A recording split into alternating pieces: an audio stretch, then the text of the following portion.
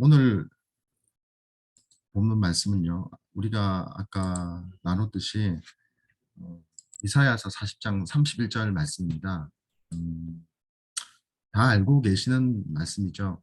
어, 너무나 잘 아는 말씀인데 또 너무나 우리가 어, 일상에서 어, 평이하게 흘려보내는 말씀인 것 같기도 합니다. 물론 제가 그럴 수도 있고요. 이사야서 40장 31절 말씀에서는 이렇게 우리에게 주장하고 있습니다.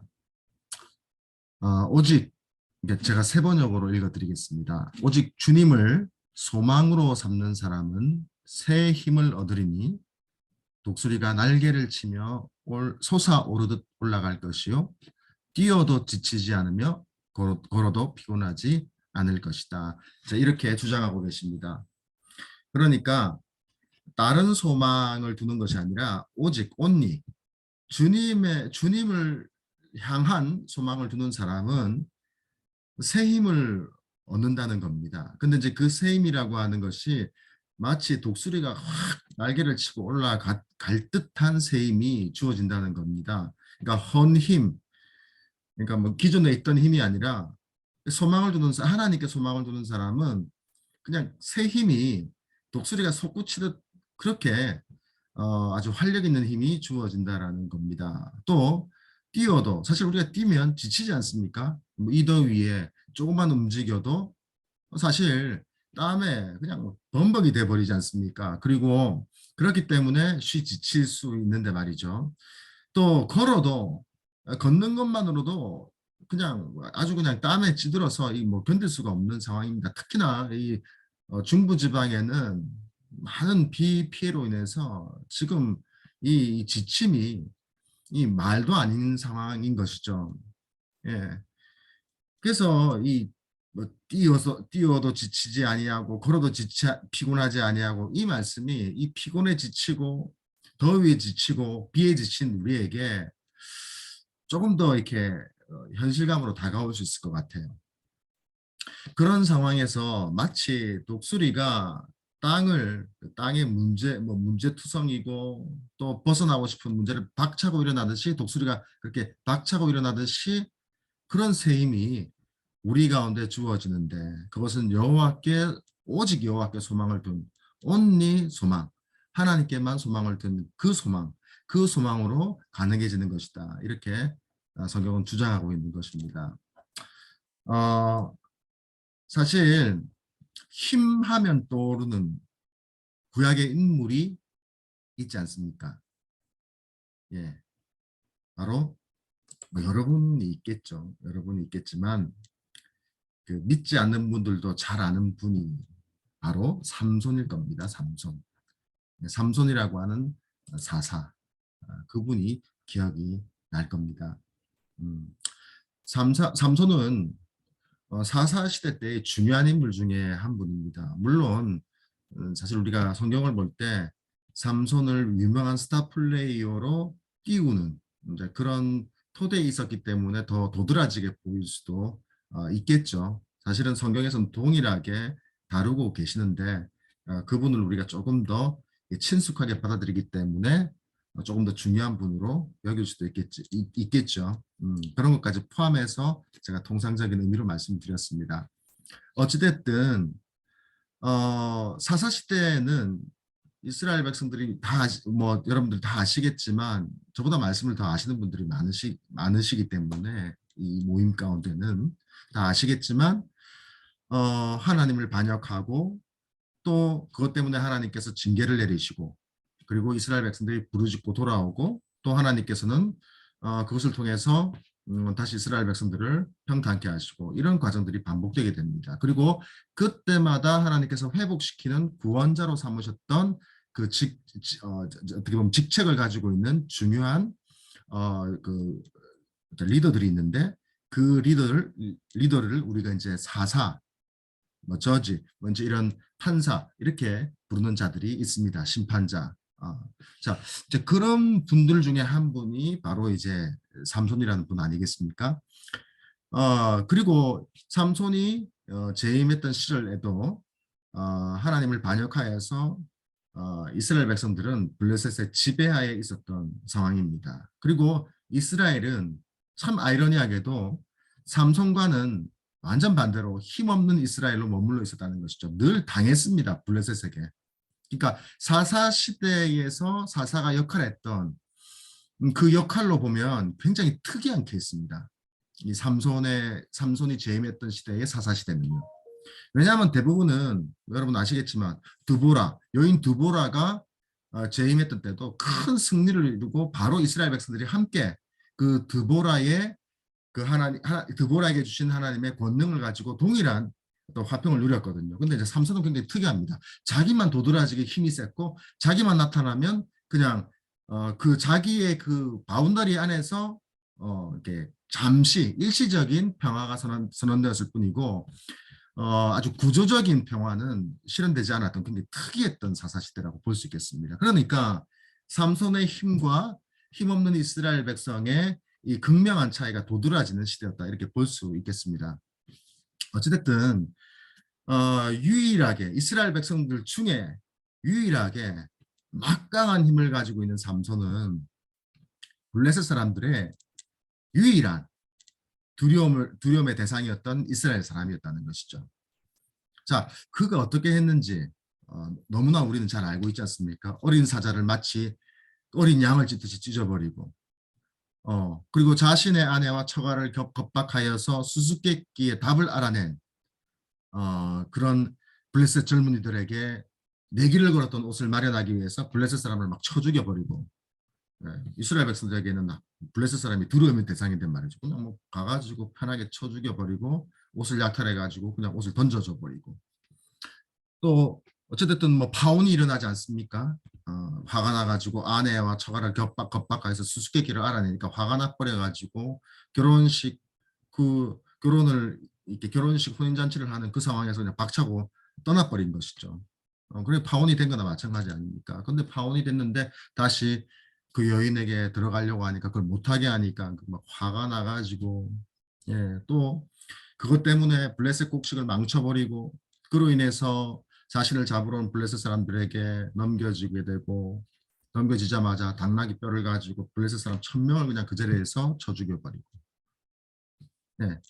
이렇게 삼손은 힘없는 이스라엘 백성들과는 극명하게 다르게 뚜렷하게 자신의 힘을 과시하는 장면을 계속해서 성경을 통해서 보여주고 있습니다. 우리는 그것을 관찰할 수 있습니다.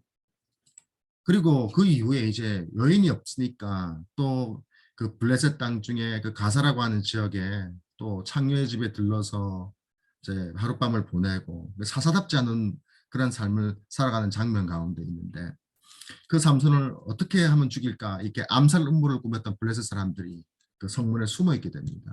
근데 성문에 숨어서 매복하고 있는 그런 사람들의 노력을 무색하게 할 정도로 성문 자체를 뽑아버려가지고 그냥 버려버리는 그들 앞에서 이런 힘을 자랑하기도 하는 장면이 나옵니다. 그렇다 보니까 블레셋 사람들이 과연 이 삼손의 힘의 근원은 어디서 나오는 것인가? 힘의 근원은 무엇인가? 여기에 혈안이 되기 시작합니다. 이것을 알아냈는데 혈안이 되기 시작합니다. 마침 삼손이 소래골짜기에 있는 들릴라라고 하는 여인을 좋아하게 됩니다. 이때를 블레셋 사람들이 놓칠 리가 없죠. 그래서 그녀에게 접근해서 아주 많은 돈을 주겠다 약속을 하고 삼손의 힘의 비밀을 알아내려고 합니다. 손에서 조르게 되는 것이고 결국은 그 힘의 비밀을 알아내게 됩니다. 하나님의 구별된 사람 나시린의 증표인 머리털을 깎아버리면 힘이 사라진다는 겁니다. 그의 근육, 뼈대, 강골인 신체 그것과는 상관없이 하나님과 함께하는 구별된 사람이라고 하는 그 표식만 사라지게 되면 자신의 힘이 사라진다는 것을 삼손은 알고 있었습니다. 그리고 그 비밀, 힘의 근원의 비밀, 즉 여호와 하나님께로부터 구별된 사람으로부터 오는 힘, 그 비밀을 알게 되면서 들릴라에 의해서 블레셋 사람들 그것을 캐내게 되고 결국 삼손은 그 힘의 근원인 하나님이 떠나가게 되는 그런 아주 비운을 맞이하게 됩니다. 그의 근육, 그의 뼈대, 그의 신체적 구조는 그대로 있습니다. 그의 피지컬은 말 그대로 있었던 것이죠.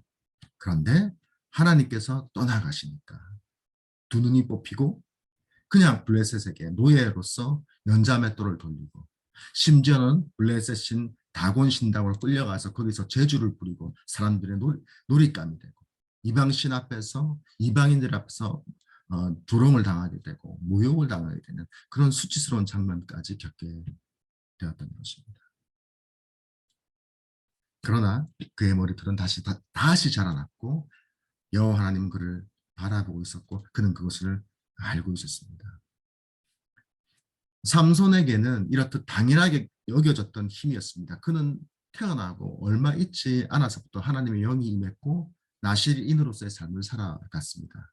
그러나 여호와로부터 그의 힘이 왔다는 것을 알면서도 그는 그것을 대수롭지 않게 여기고 살았던 것 같습니다. 다시 얘기하면 자신에게 주어진 이 힘이 당연한 것이라고 알고 살았던 것 같습니다. 그런데 이렇게 자신에게 주어진 힘이 비로소 사라졌을 때에 삼손은 정말 자신의 힘이 자신의 근육, 자신의 강력한 뼈대, 다시 얘기하면 자신의 피지컬로부터 나오는 것이 아니라 정말로 하나님께로부터 나왔다는 것을 깨닫게 되었습니다. 그리고 하나님께 기도합니다. 하나님 한 번만, 딱 한 번만 더 나에게 오셔서 힘을 주십시오. 그리고 저들에게 내가 당한 치욕을 갚을 수 있는 힘을 다시 한번 딱 한 번만 허락해 주십시오. 간청하게 됩니다. 그리고 그때에 그렇게 자신에게 당연시 여겨졌던 힘을 하나님께 간구할 때에 그렇게 그의 선민의식과 엘리트의식이 깨부셔져서 사라졌을 때에 하나님께서는 다시 그에게 힘을 주시고 그는 생전에 무찔렀던 블레셋 사람들보다 더 많은 사람 수의 인원수의 블레셋 사람들을 무찌르게 되었던 것입니다. 물론 그는 죽게 되었지만요.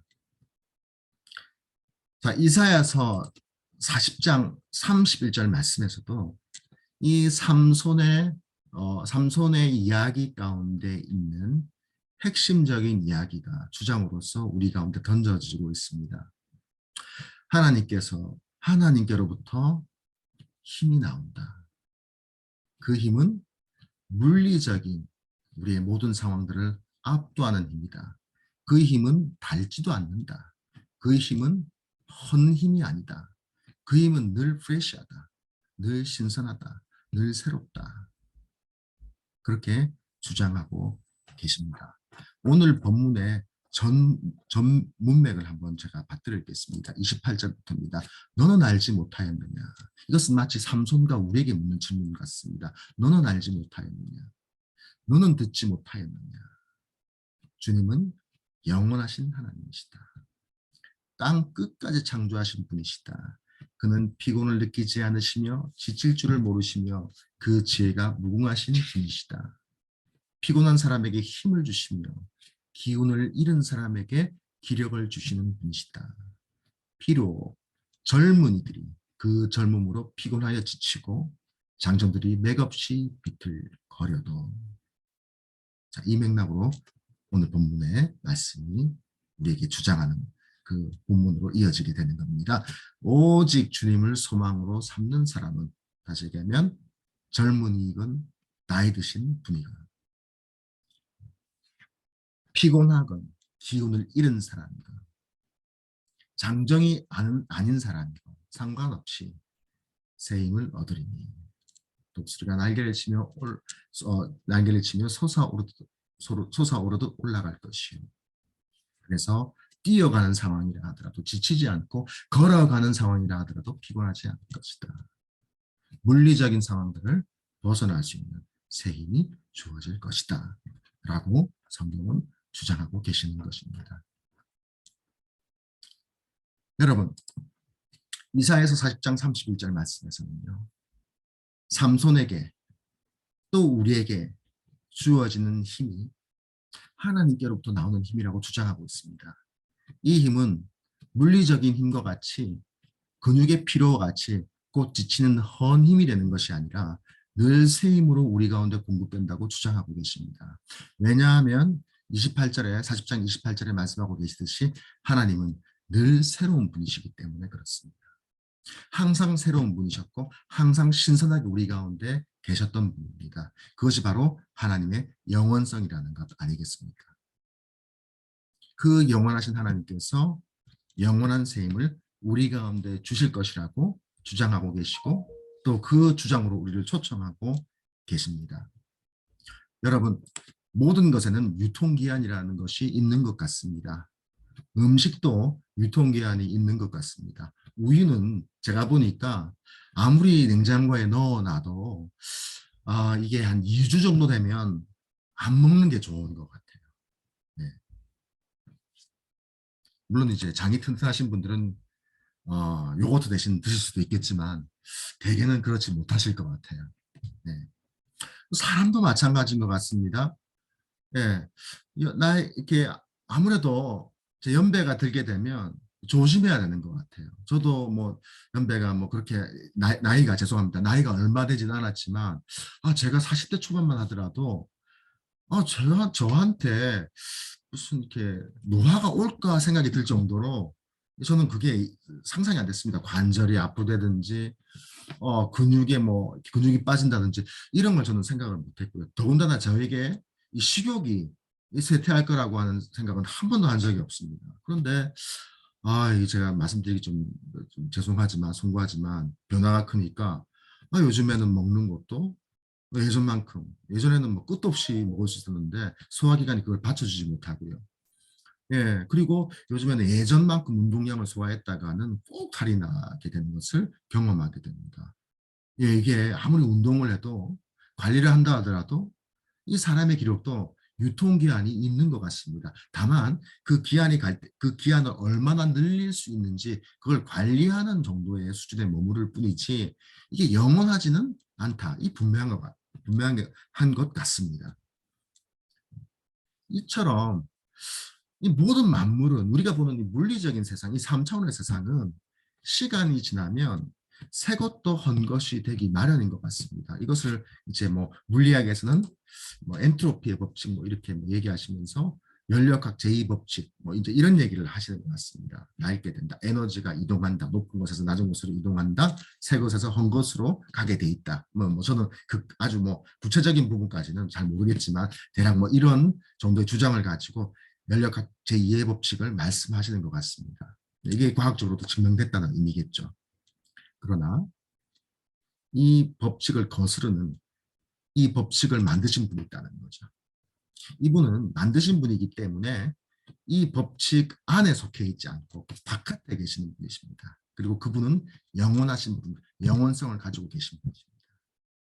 그리고 이분은 우리의 이제 오늘 표현의 의미대로 한다면 그분의 모든 속성은 그렇기 때문에 유통기한이 없다라는 의미로 우리가 해석할 수 있습니다. 하나님께서 영원하시다라고 하는 것은 그분의 사랑도 그분의 은혜도 그분의 그 공의라고 하는 등등의 그분의 속성도 유통기한이 없다라는 의미도 되는 것입니다.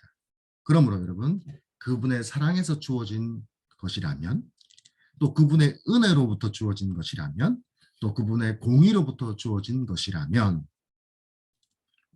그 모든 것들은 우리에게 유통기한이 없는 힘이 될 것이라고 저는 믿습니다. 그리고 그것 중에 핵심은 바로 우리에게 주어진 복음이라는 것입니다. 복음에는 하나님의 사랑도 있고 사랑의 또 다른 빛깔인 은혜도 있고 또 다른 빛깔인 공의도 있습니다. 그리고 그 복음은 예수 그리스도십니다. 그리고 그 예수 그리스도는 말씀으로 우리 가운데 지금도 거하고 계십니다. 헌 힘이 없는, 다시 얘기하면 유통기한이 없는 하나님, 그 영원하신 하나님, 그 영원하신 하나님께서 늘 우리에게 공급해 주시는 새 힘이, 유통기한이 없는 그 새 힘이, 유통기한 있는 우유가 배달되는 아침에 우리를 기다리고 있다는 것입니다.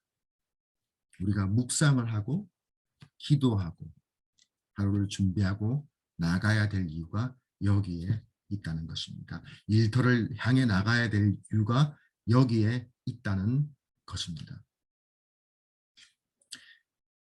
제가 이제 저도 마찬가지지만 신앙생활 한 20년, 30년 하신 분들에게 우리 묵상 한번 합시다. 우리 말씀의 세계로 들어갑시다라고 얘기하면 물론 저도 제 마음속으로 이렇게 인간이기 때문에 저도 어떻게 보면 이렇게 말씀 묵상하는 게 사실 인간이기 때문에 또 기도하는 것이 인간이기 때문에 또 아침을 깨워서 또 하루를 마무리하고 다시 한번 다이어리를 적으면서 제 삶을 이렇게 정리하고 다시 한번 점검하는 것, 말씀 앞에 정리하는 이런 모든 묵상과 일련의 묵상과 기도의 과정이 저도 참 사실 좀 버겁지 않겠습니까? 그러나 이제 교회니까 그걸 함께 하자라는 측면에서 이렇게 초청을 하고 나가다 보면 20년, 30년, 40년 이렇게 신앙생활 하시는 분들 중에 이렇게 반응하시는 분들이 계시는 것 같아요. 물론 이것은 제 속마음에서 하는 어떻게 보면 저의 음성이기도 한 것 같습니다. 그래서 말씀드릴 수 있는 것 같습니다. 누군가 제가 그분들을 어떻게 보면 비난하려고 하는 의도가 아니라 저도 같은 공감을 하면서 이제 솔직하게 고백하는 그러니까 이제 이렇게 얘기하시죠. 20, 30년 이렇게 신앙생활을 했는데 뭐 지금 와서 뭘 더 하겠습니까? 그냥 생긴 대로 살듯이 생긴 대로 믿으면 되죠. 이렇게 얘기를 하세요.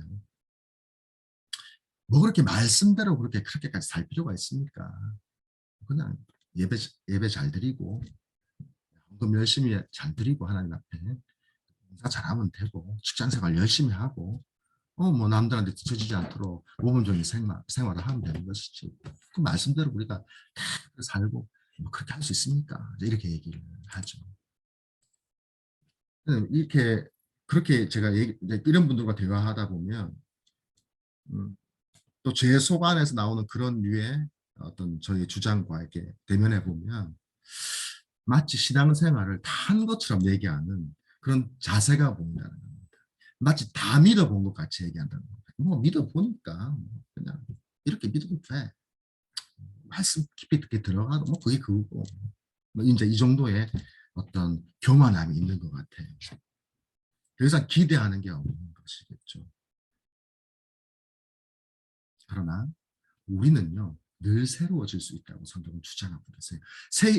주장하고 계십니다. 새 힘이라고 하는 게 뭐겠습니까? 결국 우리를 새롭게 하는 것 아니겠습니까? 독수리의 비유도 여러분들 많이 들어보셨을 겁니다. 독수리가 발톱을 깎고 이렇게 부리를 깎고 하는 거 있지 않습니까? 그런 이제 예화를 다 들으신 상태에서 독수리 날개침이 어떤 의미라고 하는 것도 여러분들 아실 거예요. 그게 그겁니다. 독수리가 날개치듯이 팍 박차고 올라갈 수 있는 힘, 그 힘이 주어지게 되면 우리의 삶도 그렇게 황골탈퇴를 하듯이 변화가 수행되고 변화로 맺어진다라는 것 아니겠습니까? 그러니까 하나님께서 영원하신 분이고 프레시한 분이시기 때문에 그분께서 우리에게 주시는 힘도 우리를 굉장히 프레시하고 새로운 힘이시고 그 힘이 그래도 머물러 있는 것이 아니라 그 힘이 우리를 새롭게 바꾸신다는 것 아니겠습니까? 지치지 않게 하고 피곤치 아니하게 하고 새 일을 행하게 하신다는 것 아니겠습니까? 그러니까 우리도 늘 신앙생활 다 해본 것처럼 얘기하는 것이 아니라 뭔가 하나님과 깊이 있는 교제를 할 수 있는 것이라고 한다면 그 새 힘을 받기 위해서 늘 새로운 방식을 도전해야 되고 더 깊이 있게 들어가야 될 필요가 있다는 것이 오늘 본문이 주장하는 바이기도 한 것 아니겠습니까? 영원하게 부어지는 새 힘은 영원한 하나님으로부터 나옵니다. 그리고 그 힘은 하나님께서 나 힘세, 나 영원한 존재야. 이걸 자랑하기 위함이 아니라 네가 나와 같이 그렇게 되길 원해. 너를 사랑하니까. 너 그렇게 머물러 있길 원하지 않아. 그리스도의 장성한 분량까지 너가 성장하기를 내가 바래. 그 이유야. 그래서 내가 새 힘을 주는 거야. 어떤 존재를 봐라. 다 봐라. 다 늙어가잖아. 다 유통기한이 지나가잖아. 근데 나는 네가 유통기한이 다 지나가길 바라지 않아. 왜냐하면 네 영혼은 유통기한이 없기 때문이지. 그래서 너의 습성, 네가 말하는 태도, 네가 죄성을 이겨서 나를 닮아가는 성화의 과정 새롭게 되길 원해. 왜? 너와 영원히 함께 할 거니까. 지금부터 시작하자. 이렇게 초청하는 것 아니시겠습니까?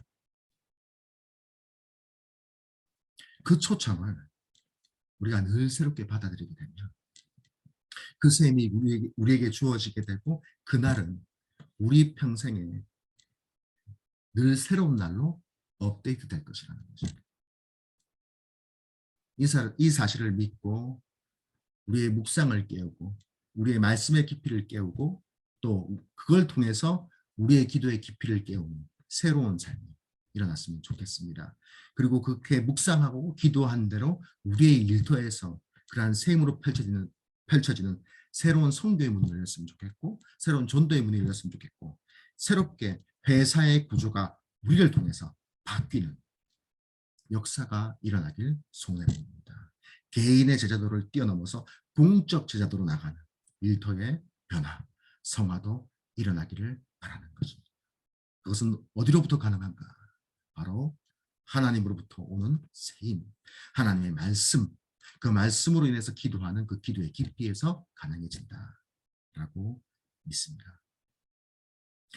요한복음 4장에서는요. 2000년 전에 예수님께서 이런 마음을 가지고 있는 우리와 같은 존재에게 찾아오셨던 일화가 기록되어 있습니다. 우물가의 여인에게 예수님께서 찾아오셨죠. 그는요. 정말 불행한 결혼 생활을 하고 있었습니다. 결혼 생활이라고 하기보다는 정말 불행한 여인으로서의 삶을 살고 있었습니다. 정식 결혼도 못했죠. 수많은 남자를 거치고 불행한 삶을 살고 나왔었습니다. 예수님 앞에 나왔습니다. 예수님 그를 찾아가셨고 예수님께 나왔던 것이죠. 예수님께서 말씀하십니다. 요한복음 4장 13절 14절 말씀을 제가 세 번역으로 읽어드리겠습니다. 예수님께서 말씀하셨다. 이 물을 마시는 사람은 다시 목마를 것이다. 이것은 우물가의 여인이 자랑했던 야곱의 전통을 자랑했던 그 우물입니다. 예수님께서 그렇게 말씀하셨습니다. 이 물을 마시는 사람은 다시 목마를 것이다. 네가 자랑하는 조상 야곱이 파놓은 그 우물 곧 마른다. 다시 목마르게 할 것이다. 언젠가는 마르고 너도 목마를 것이다. 14절입니다. 그러나 내가 주는 물을 마시는 사람은 영원히 목마르지 아니할 것이다. 내가 주는 물은 그 사람 속에서 영생에 이르게 하는 샘물이 될 것이다. 시냇가에 심은 나무처럼 그런 삶이 우물가의 여인에게 주어졌습니다. 복 있는 사람은 악인의 길을 따르지 아니하며 시편 1편 말씀이죠. 죄인들의 길에 서지 아니하며 오만한 자들의 자리에 앉지 아니하고 오직 여호와의 율법을 즐거워하며 그의 율법을 주야로 묵상하는도다. 그는 시냇가에 심은 나무가 철을 따라 열매를 맺으며 그 잎사귀가 마르지 아니함 같으니 그가 하는 모든 일이 다 형통하리로다. 그러나 악인들은 그렇지 아니하며 오직 바람에 나는 겨와 같도다. 그러므로 악인들은 심판을 견디지 못하며 저희들이 의인들의 몸이 들지 못하리로다. 무릇 의인들의 길은 여호와께서 인정하시나 악인들의 길은 망하리로다. 아멘.